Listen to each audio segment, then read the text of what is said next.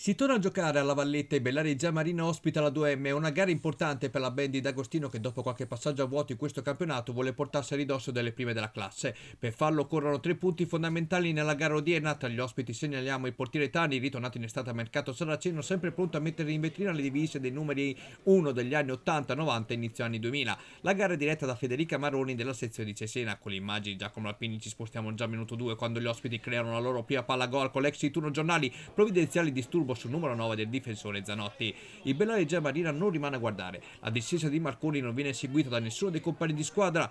Libera così la retroguardia ospite, un giro di lancette e i padroni di casa passano. De lì apre per Conti, traversone in mezzo, arriva Facondini, gran carriera che infila Tani, 1-0 per gli adriatici. Facondini non senza polemiche festeggia la propria marcatura. La formazione di D'Agostino non contenta prova a chiuderla da subito, Mucci mette in mezzo, Delia sotto porta viene disturbato dall'efficace uscita di Tani, in uscita se vogliamo alla Enzo Maurizio Beato o alla Giulio Draghi. La 2M si fa vedere dalle parti di Berardi con l'innocuo colpo di testa di Mazzoli. L'ultima occasione di prima frazione di gioco porta a tiro Marconi, bravo a farsi spazio e a provare la via del gol. Non fortunato l'ex Rimini.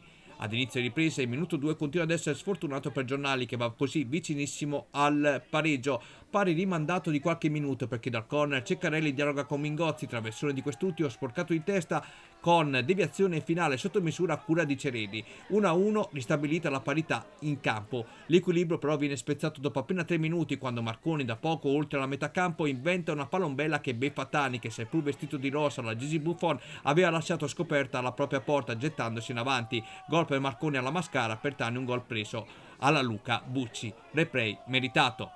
La risposta della 2M arriva con Pungelli, tiro angolato bloccato da Berardi. Bellaria che sfiora il tris ma Delia non riesce a pungere come vorrebbe, mentre da punizione battuta da Pungelli per poco Berardi non la combina grossa rifugiandosi in corner. Delia dall'angolo tenta il gol alla palanca, Tani controlla la traiettoria. All'ultimo respiro Giornali apre per Pungelli, pallone che segue un rimbalzo strano accomodandosi sul fondo.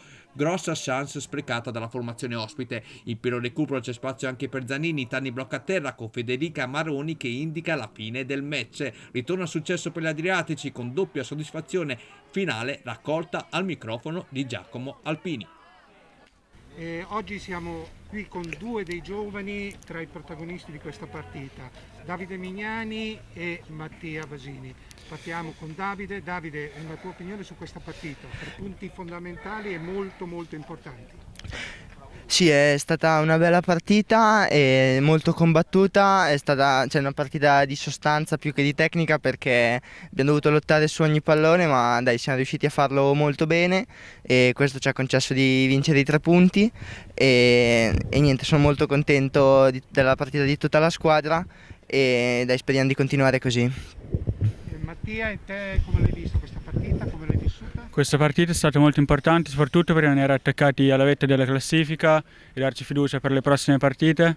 Abbiamo giocato secondo me tutti molto bene, abbiamo sofferto insieme, abbiamo attaccato molto bene e questi 3 punti sono fondamentali per il proseguimento della stagione.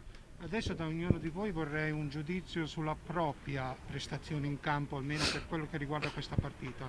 Io partirei da te, Mattia. Ok, allora, penso che posso migliorare ancora con la palla ai piedi perché magari posso inventare qualche giocata in più perché penso di potercela fare, però penso a livello di pressing di aver fatto abbastanza bene e aver coperto molto bene le zone di campo.